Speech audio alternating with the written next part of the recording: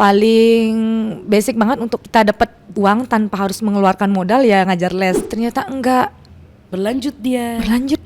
Itu kenapa bisa pindah ke makanan? Apa karena Mbok melihat kayaknya marketnya lebih bagus ketika COVID ini, marketnya lebih bagus makanan nih gitu?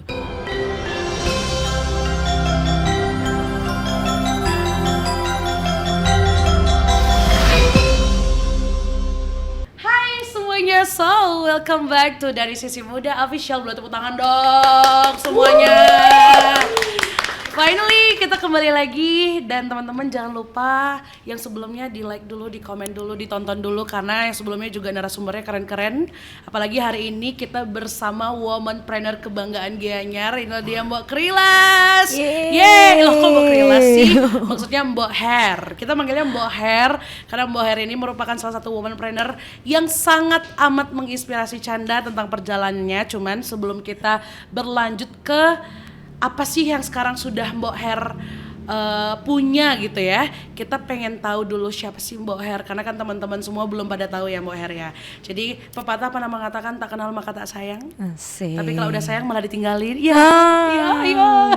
Bercanda. Pribadi. Jadi kita boleh tahu nggak Mbok Hair namanya atau apapun yang pengen Mbok Hair sharing ke teman-teman semua? Oke, hai semua. Kenalin, kalau dari nama aku Loh Putu Haryana Pusparini. Kelahiran tahun 86 lalu, jadi bisa dihitung ya umurnya berapa. 86, tahu aku ngintip catatan dulu ya. Oh, 39. Bener nggak? Coba tiganya diganti satu aja gimana? Boleh. 19 umuran sama saya berarti ya. Asik. Terus aku mulai apa ya aku mau bilang? Jangan nangis dulu dong. Ini scene sedih-sedihnya belum nih. belum ya. Apa ya? Jadi dulu ya mulai karir mungkin ya Mbok Hair ya. Okay. Di dunia trainer ini, atau sekarang kita bisa sebut Mbok Hair adalah womanpreneur. Oke, sebelum ini aku guru, aku ngajar di suatu SMP swasta di Gianyar. Itu udah 14 tahun. Jadi 14 tahun ngajar 14 tahun, dan itu masih guru swasta ya. Jadi kita di swasta, tamat di Undiksa tahun 2009, and then langsung di SMP itu sampai di 2022 kemarin. Berarti 14 tahun berkarir sebagai guru. Mengabdi sebagai guru. Itu guru apa? Aku ngajar IPA. Jadi kemarin jurusannya kan kimia di Undiksa. Lalu masuk ke SMP ngajarnya IPA, karena di SMP nggak ada spesial kimia ya. Guru IPA adalah guru yang sangat amat menyeramkan. Pengalaman soal pengalaman. Berarti 14 tahun jadi guru IPA, mengabdi sebagai guru di SMP swasta di Gianyar. Dan itu emang cita-cita dari kecil atau gimana? Betul. Jadi cita-cita dari SD banget. Sebenarnya cita-cita benernya itu adalah polwan. Wah, polwan. Sayang sekali dari segi tinggi sudah semakin beranjak, kan SD masih tinggi ya, bahasanya udah masih normal ya tingginya. Masuk di SMP kita benar-benar mandek pertumbuhanku, gitu. Tidak mau naik-naik. Kurang minum susu formula. Berarti SMP kurang ya? Dia tarik-tarik kurang main basket, kurang berenang kali ya. Akhirnya SMP, ternyata nih nggak bisa nih kalau sependek ini, ganti cita-cita. Langsung ganti cita-cita gitu aja ya, langsung kayak dari polwan jadi apa ya sekarang ya, jadi apa gitu. Iya, masih kan dulu cita-citanya standar ya, kayak polisi, terus guru, seperti itu ya. Dokter, dokter. Gitu kan. Kalau Cana dulu dokter cinta. Syukur nggak presiden berarti. Aduh, pernah sih dulu. Oh iya, wow. Cuman semakin kesini ya adalah skip. Mbak Hair gimana? Lalu karena udah jadi guru, kemudian di SMA justru sukanya ke akuntansi. Suka ngitung uang tepatnya. Suka ngitung uang, apalagi punya uang banyak. Suka banget itu ya. Suka ngitung uang sendiri. Tapi dari orang tua dibilang jangan masuk IPS. Kita anaknya masuk ke IPA. Jadi suatu saat siapa tahu kamu berubah pikiran, kamu bisa masuk. Jadi kalau dari IPA masuk ke ekonomi pun bisa. Kalau udah ujung-ujung IPS nanti pengen ke IPA-nya nggak bisa kayak gitu kan. Jadi masuk ke IPA-nya. Terus guru, ternyata benar-benar ingin jadi guru. akhirnya nyari sebenarnya maunya bahasa Inggris. Oke, bahasa Inggris. Cuman nggak lulus.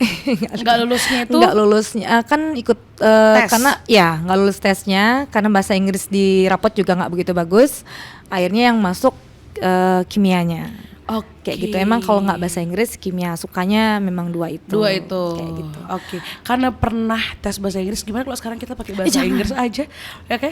I just cuman tahu yes or no. Iya aja. iya, kayaknya no yes aja deh. Yes. Karena itu nggak diterima kayaknya.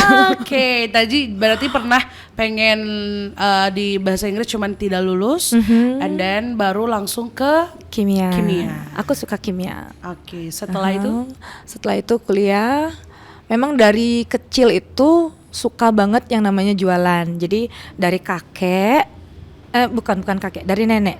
Nenek jualan, bibi jualan, bibi jualan. Jadi emang turun-temurun emang kayak ada. bapak juga kerjanya marketing gitu kan, kayak bagian sales ya, berhubungan dengan jual menjual juga ya, jasa. Wow. Akhirnya mungkin menurun. Emang suka jualan. Jadi dari kecil juga nyambi suka jualan apa aja. Berarti emang suka plannernya emang dari kecil suka sebenarnya. jualan, Cuman iya. terjebak di Terjebak guru, di IPA, and then kimia, akuntansi dan lain sebagainya. And finally endingnya di Balik lagi di bisnis. Balik lagi Dan, akhirnya. tapi bener. memang yang sebenarnya pengen kita tahu banget dari Mbok Her ini kan memang womanpreneur, sebagai womanpreneur di mana bisnisnya sekarang sudah banyak yang mengenal. Astungkar. Bahkan di mana-mana teman-teman itu pasti ada Asik. Kriles. Asik. Oh my god, sudah tak spill Kriles. Jadi Oh. Kriles ini adalah satu produk dari Mbok Her. Nah, sebelum kita masuk ke Kriles, perjalanan kenapa Mbok Her bisa menjadi womanpreneur itu seperti apa, Her? Oke. Ini kayak benar-benar bahasanya kalau ditanya kenapa sih akhirnya benar balik lagi jualan. Awalnya itu benar-benar untuk menambah income sih. Oke. Jadi kayak yang memang suka tapi yang lebih harus banget kita nyari tambahan. Akhirnya yang paling gampang karena aku emang suka jualan jadi ya jualan. Sempat kepikiran. Jadi ada kondisi di mana Covid ya. Covid itu di sekolah aku kan guru swasta ya. Yes. Jadi swasta itu gajinya ngaruh banget sama jumlah siswa. Paham kan yang Yes. begitu. Jadi semakin sedikit siswa, jam Semakin mengajar kecil, sedikit, gaji juga ngaruh ya sedikit. Nah, mulai ketar-ketir dong, gimana nih akhirnya nyambi les lah, apalah itu yang paling basic banget untuk kita dapat uang tanpa harus mengeluarkan modal ya ngajar les karena kan memang guru Benar. gitu. Ya kayak awalnya maksa, cariin dong tempat les. Orang cariin tempat les dadaan gini gimana? Akhirnya apa dong? Aku harus ngapain dong? Nah, muncullah nih akhirnya karena itu masih Covid ya. Tapi kalau sebelum itu aku ada usaha wedges juga. Oh, apa? Heels itu ya, wedges. Kukira harusnya. kentang. Potato wedges. Oke. Oh, berarti sebelum Kriles ini ada bisnis ya bisa dibilang kebutuhan perempuan. Kebutuhan perempuan. Yes. Jadi itu cewek banget. Kita bisa custom. Waktu itu aku tahu bahwa banyak wanita di Bali yang kakinya itu aku nggak bisa baca. It's okay. Oke. Lanjut aja. Kita gini ya. Tit sedikit ya. It's okay. Lanjut aja. Oke. Hilang. Jadi banyak sekali wanita di Bali. Oke. Di Bali itu kan kita awalnya mereka bawa wedges itu dari Jawa. Ukuran dari Jawa itu tidak sesuai dengan kaki orang, terutama kayak kaki-kaki orang kayak aku ya. Kecil tapi lebar. Yes. Tuh tahu. Aku banget tuh. Aku udah lebar, panjang lagi. Aku muncul karena itu. Jadi dulu namanya No Footwear. No Footwear. Ya, itu jadi produksi sendiri. Aku cari tukang. Okay. Untuk jadi aku tentuin bahannya. Aku tentuin modelnya. Ngikut sih, enggak sih bener-bener ya kita modif-modif dikit. Kayak gitu. Lancar. Sebenarnya itu bagus. Itu yang membuatku semakin yakin nih kayaknya aku harus banting setir nih dari guru ke, cuman belum dapat restu dari siapapun. dari orang tua, dari suami, dari semua keluarga. Tidak direstukan itu karena apa? Karena aku mau selesai jadi guru dan fokus ke wages itu. Apa karena mindset orang zaman dulu itu PNS sukses? Mindset yang menyatakan kamu rugi dong, aku kuliahin Iya, benar juga sih 4 tahun, aku lo bayarin ini itu, masa Yes. kamu sekarang jualan? Yes, Tahu yes. jualan kan nggak usah, nah kayak gitu Iya. loh. Berarti Kasihan dulu ijazah. gurunya sudah honorer atau? Tetap yayasan bahasanya. Tetap yayasan, Iya, oh, jadi oke. kita tetap di yayasan. Cuman biarpun waktu itu sertifikasi sudah ada. Jadi biarpun dia guru swasta, tapi kalau dari segi pemerintah kan ada yang namanya sertifikasi. Yes. Kebetulan udah dapet. Yes. Waktu itu kita ikut tes dan lolos kan gitu. Dapat, semakin sayang kan orang tuanya ngelepas gitu, apalagi Bener sih, ibu. ya. Kayak, "Wih, mama lu bener-bener membanting tulang banget nih Berjuang. untuk kamu." Dilepas. Nah, itu yang membuatnya bertahan. Akhirnya mendua, tapi kan nggak fokus jadinya di wages. And then masuklah COVID, di mana pangsa pasarku tuh kan memang orang-orang yang kerja di pariwisata, entah itu di Oh, hotel, spa, restoran, yang mereka kadang dapat tip dengan enaknya bisa belanja kan, karena Yes. kan dulu tuh enak ya, orang dapat tip bisa 100.000, 200.000 tuh udah kayak gampang aja mereka dapat sehari itu kan. Jadi mereka bisa sebulan itu bisa orang yang sama 2 kali hanya untuk beli, kadang yang flat dibeli, lalu yang heel dibeli, yang kayak gitu kan nyaman. Nggak, waktu itu aku nggak ngurusin, nggak peduli yang namanya ikut komunitas atau apa, pokoknya aku buka toko, ada orang datang, Ada tokonya berarti offline-nya ada ya, ya? ada tokonya. Itu berapa lama kalau bisnis itu? mau masuk tahun keempat kita selesai.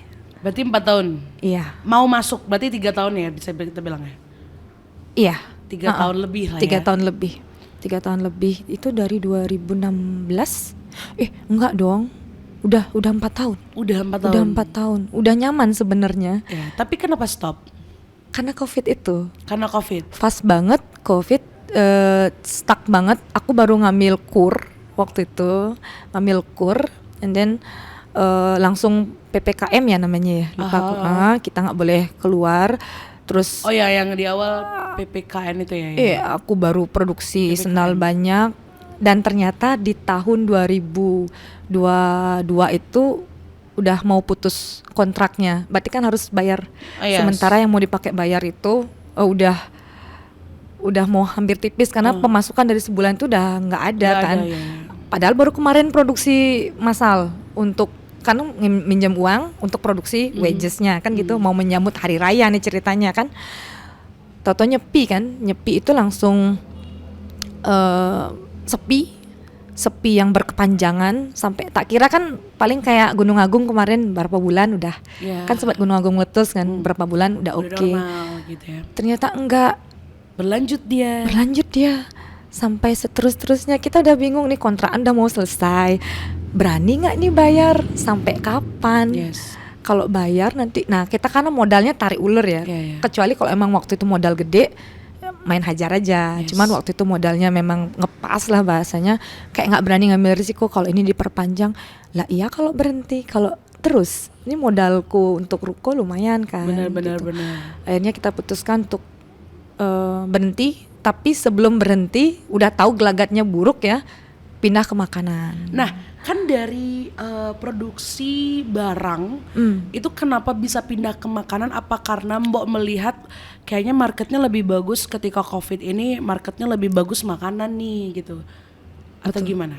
Oh, waktu itu kepikiran makanan karena memang betul yang dibilang Cana, kalau udah COVID makanan kayaknya nggak mati ya, nggak. Yes. Beda dengan fashion ya, kemana orang fashion.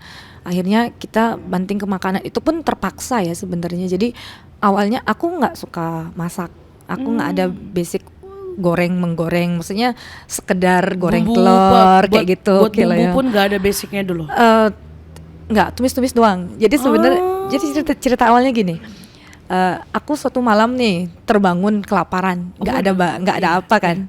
Adanya sambal aja, sambal dari mertua, sambal tomat. Aku makan pakai sambal tomat tuh, kok enak ya.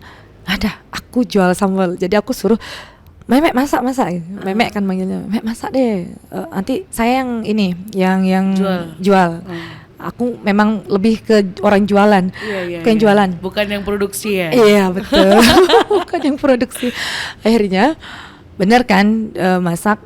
Terus aku bikin 2 versi, versi premiumnya pakai toples segala macam, terus versi ke pasar.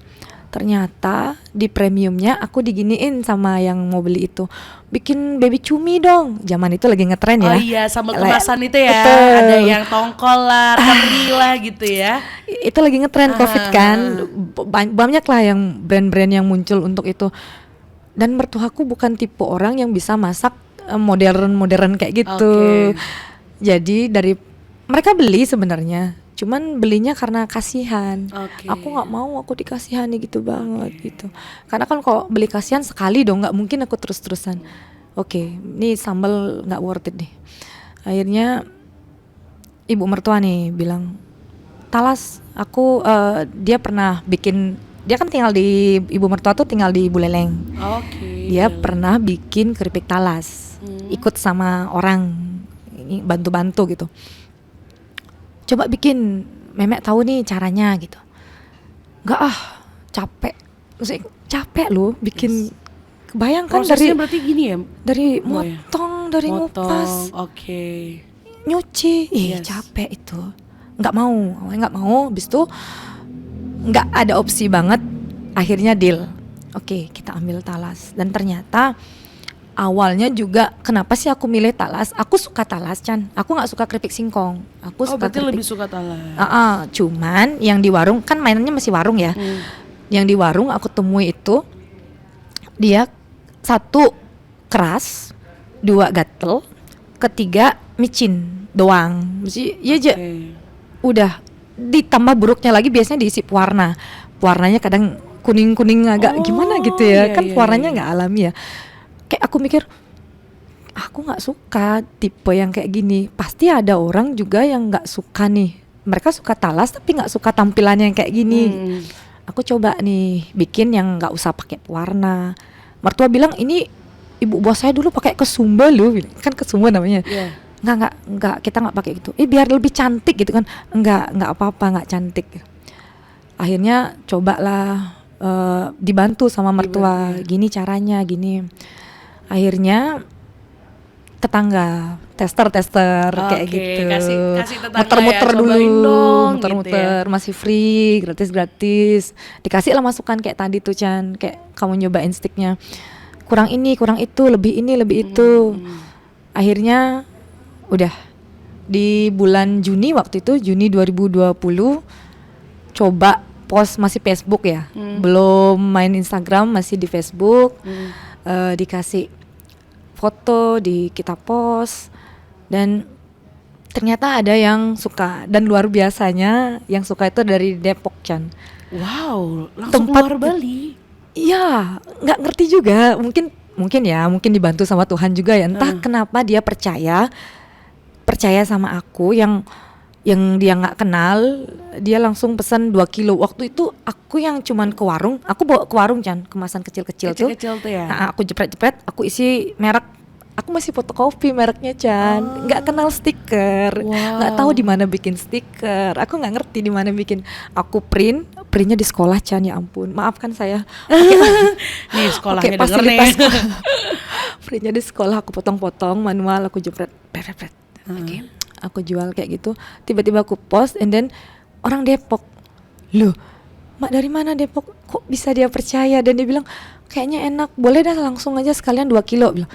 Terus dia WA lagi, nggak jadi deh, sekalian 3 kilo. Astaga, itu untuk seseorang yang baru mulai. Tiba-tiba dibeli kiloan itu Sesuatu banget ya. ya ampun, sampai sekarang saya masih inget tuh namanya. Jadi nggak akan kelupakan kebaikan. Dia kayak memberi jalan, ini loh. Memberikan semangat juga di awal kan. Betul. Oh ternyata emang jalannya seperti ini ya. Harusnya kita fokus di sini gitu kan. Betul. Itu yang membuatku, oh ternyata ada orang yang percaya loh, dari jauh lagi percaya gitu. Itu yang membuat sama, oh kayaknya worth it nih diperjuangkan. Awalnya di warung oke. Tapi ternyata lama-lama di warung mulai nggak oke. Kenapa tuh, Mbak? Kenapa nggak oke-nya? Aku tanya kan, aku kan nggak mau mereka rugi ya. Ibu kalau memang sisa, ininya balikin aja, Balikin saya aja. balikin uangnya, bilang gitu. Enggak Bu, enggak sisa, cuman istri saya bikin. Ya, Astaga. aku langsung ya berkurang dong marketku nih, gimana dong. Nah itulah Bikinnya akhirnya yang sama juga. ya talas, nggak tahu, pokoknya dia nggak mau terima punyaku, dia bikin sendiri. Dan aku punya beberapa pos di daerah sini sih, dekat-dekat sini.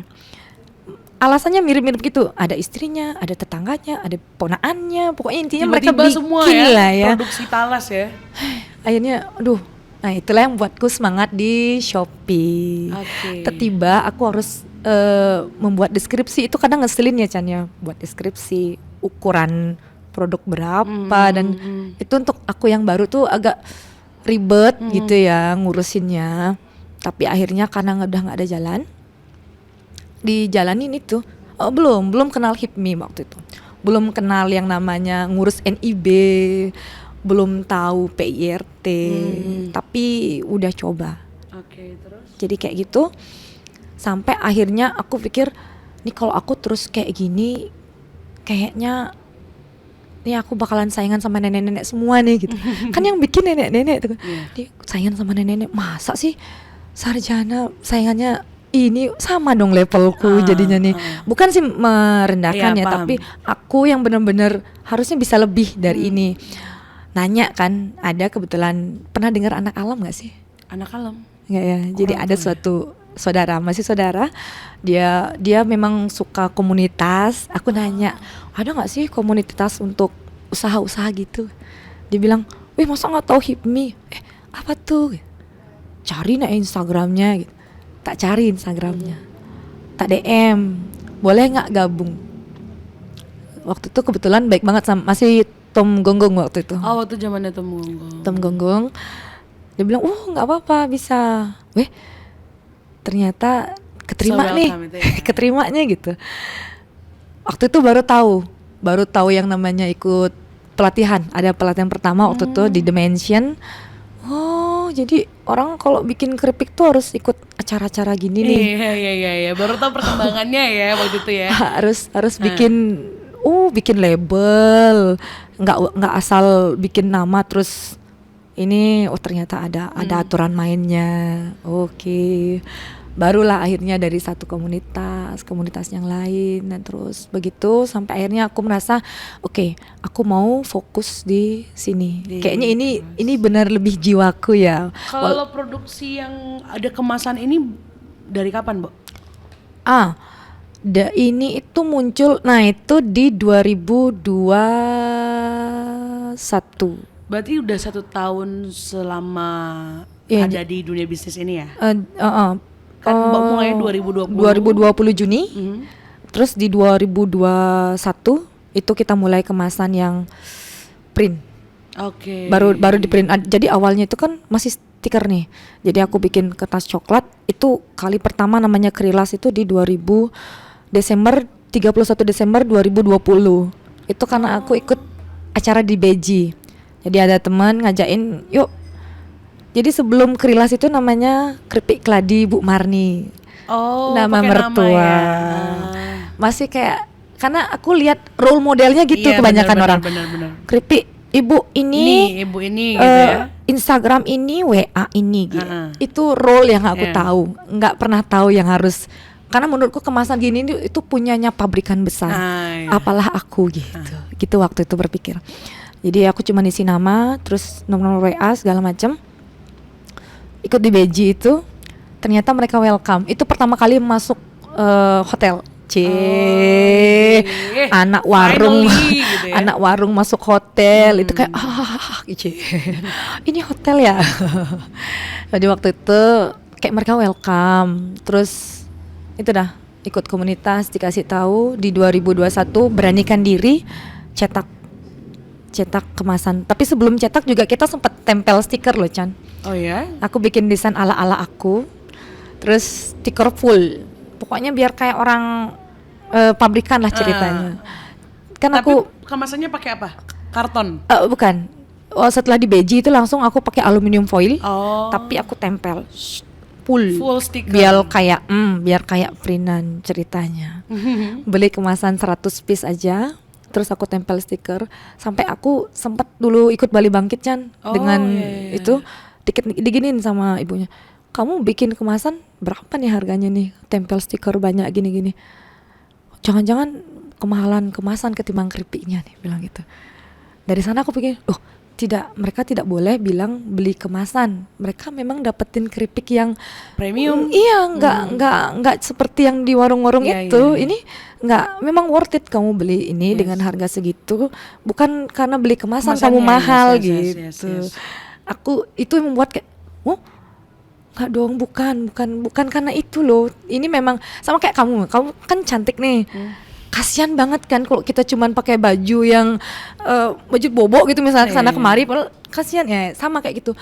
Ini Krilas tuh kan nggak seperti di pasar itu, masa aku samain. Paham. Setidaknya kalau dalamnya itu bagus, kita buat luarannya juga bagus. Iya gitu, canda. Mirip-mirip begitu. Berarti Krilas ini Mbok salah satu bisnis yang sejauh ini masih berhasil Mbok jalankan. Kalau boleh tahu Krilas ini udah berjalan berapa lama? Dari 2021 berarti. Kalau 2020 itu kan masih keripik keladi Bu Marni. Tapi masih bisa kita bilang itu kan sama, produksinya sama. Oh iya, masih sama. Dari rasa semua kan masih sama. Iya. Walaupun udah rebranding dengan dari keripik Talas Bu Marni jadi Krilas. Tapi okay. produknya masih sama. Masih sama. Nah, itu berarti masih kita hitung dari 2020. Juni. Berarti udah 5 tahun ya? 5 tahun. Benar 5 tahun. Ini 6. 5 tahun dong? Iya 5. Dari 2020 betul. Ke 2025. Itu 5 tahun.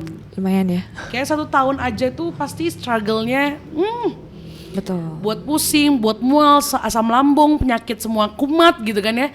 5 tahun ini yang paling memotivasi Mbok untuk berdiri atau bangkit lagi ketika jatuh tuh apa sih Mbok? Oke. Satu, karena udah sayang ya. Jadi kayaknya ini karena udah tahu, kayak kita udah tahu jalannya Chan. Jadi kayak udah ini udah di jalannya udah bener nih. Aku udah di tempat yang bener nih. Tapi kesandung waktu itu Chan, jatuhnya itu jurang atau jatuh sedikit? Jatuhnya itu tapi kalau bilangnya jurang enggak sih, kok dari modal kan kita lebih parahan waktu wagesnya Chan. Itu baru jurang bener jatuhnya, karena aku menyisakan hutang kan. Jadi si New Footwear ini menyisakan mewariskan hutang pada si Krilas. Hebatnya itu yang membuatku sampai ini aku jual makanan bisa bayarin hutang wages loh.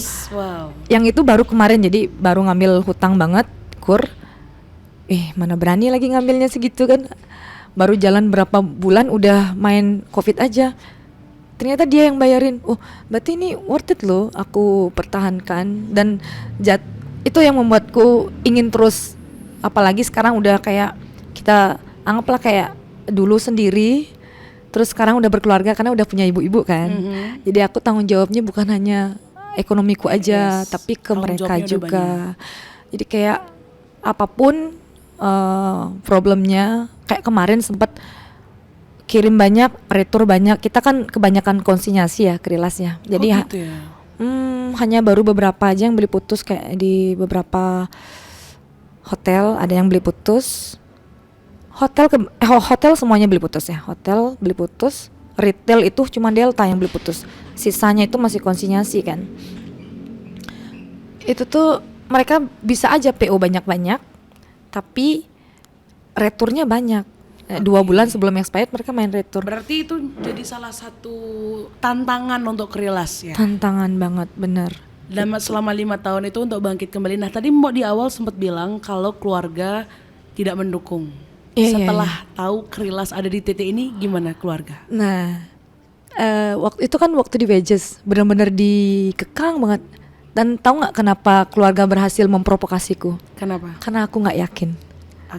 Karena semuanya emang berasal dari diri kita sendiri. Betul. Itu kesimpulan yang baru aku dapat juga, karena aku lama-lama aku mencari alasan kan. Aku bilang, yaudah deh aku nggak jadi deh selesai di sekolah. Mama nggak ngasih sih.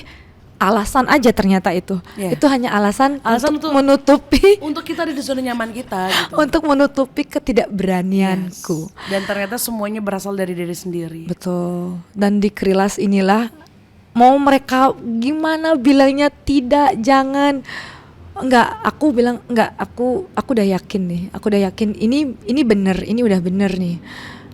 Mau mamaku nangis lah, mau apa, pokoknya aku bilang mama nggak rugi nguliahin aku. Ini tuh karena kuliah dah aku di sini. Kalau aku nggak kuliah, aku nggak bisa bikin usaha seperti ini. Aku mengadakan pembelaan. Kalau dulu aku ditekan gitu, aku ciut karena aku nggak yakin udah juga. Kayak, so most confident, kita sangat-sangat more confident Iya, gitu kan. iya. Itu yang membuatku merasa ini benar. Dan salah satu Krilas juga yang membuatku bertemu denganmu, bertemu dengan Bu Irin kemarin, Yes, bertemu dengan bertemu orang-orang pejabat. hebat. Oh iya betul, dengan pejabat, orang-orang yang luar biasa. Kesimpulannya ternyata jatuh itu membawa Mbok ke titik Mbok yang ternyata Mbok nggak sangka-sangka selama ini. Betul. Dan satu hal yang banget berubah dariku itulah cara pandang memandang diriku sendiri. Dulu aku sering menjudge diriku gini, Chan, kamu tuh orang middle tuh nggak bisa up, kamu nggak turun-turun banget tapi kamu nggak bisa up. Aku terus bilang di diriku tuh, kamu tuh di middle class terus, nggak pintar-pintar banget, nggak juga bodoh-bodoh banget. Aku terus mendokrin diriku dengan kata seperti itu ya, kayak kamu tuh nggak pantas, kamu tuh nggak ini. Dan di Krilas ini bertemu banyak orang-orang yang positif, babes, yang dia tuh nggak suka apa ya, kadang kan ada ya teman kayak gitu menjatuhkan. Iya, kayak justru berarti lingkungan Mbok sangat mendukung. Asik, itu bener. Itu aku setuju banget. Ternyata lingkungan itu ngaruh bener. Berarti benar-benar perjalanan Mbok itu bahkan jatuhnya pun Mbok syukuri ada di hidup Mbok ya. Karena itu yang sangat amat memberikan kita pembelajaran. Betul. Salahnya kita, jatuhnya kita, itu yang malah lebih banyak memberikan kita pembelajaran. Iya. Untuk ada di titik saat ini ya. Keren. Ya, benar-benar. So, wow, perjalanannya keren sekali sih ini Krilas sampai detik ini. Apalagi Mbok salah satu perempuan atau womanpreneur yang ternyata perjalanannya nggak semudah itu. Apalagi sekarang banyak yang bilang anak muda tuh nggak semuanya suka instan. Nah, Mbok ada nggak sedikit saran atau tips untuk teman-teman, khususnya untuk perempuan-perempuan ya di luar sana ya, yang mungkin Mbok sudah mengalami, kalau bahasa Balinya tuh bemalunan ngerasang uyah gitu. Asik. Jadi mungkin ada yang ingin Mbok sampaikan untuk mereka semua gitu. Jadi untuk para wanita yang sudah ibu-ibu lah ya, karena udah ibu ya, jadi nggak ada salahnya kita jangan terlalu mengecilkan diri. Jangan selalu menganggap, misalnya ada yang jualan nih, jangan selalu berpikir aku pengen bikin produk yang murah, pokoknya semurah-murahnya. Karena kalau semakin kita buat semurah-murahnya, itu berarti kita nggak menghargai produk yang kita buat juga. Jadi harus berani, kalau emang punya yang produk bagus, kalau emang itu bagus, orang pasti worth it untuk beli. Tetap semangat. Wow, tepuk tangan dong semuanya. Jadi gini teman-teman, kalau bisa kita simpulkan, hal yang kalian hasilkan itu akan memberikan target marketnya tersendiri. Jadi semakin kecil yang kalian hasilkan, semakin kecil nilai yang kalian hasilkan, semakin kecil juga target marketnya. Jadi jangan pernah insecure terhadap apapun yang kalian produksi, apapun yang kalian hasilkan, karena mereka akan mencari target marketnya masing-masing. Betul. Seperti yang Mbok bilang tadi, dulu masih di dagang-dagang, sekarang sudah di bandara tentunya. Tepuk tangan dong semuanya. Dan itu pun nggak instan loh teman-teman, itu sangat tidak amat instan. Karena kalau bisa kita bilang Mbok berkarir di dunia bisnis yang wages 4 tahun, yang Krilas ini sudah menginjak 5 tahun, 9 tahun baru mencapai di titik yang dia tahu jati dirinya bisnisnya di mana teman-teman. Jadi kalau kalian baru 1 hari, 2 hari, 3 hari, seminggu berproses sudah menyerah, kalian tidak akan mendapatkan hasil apapun.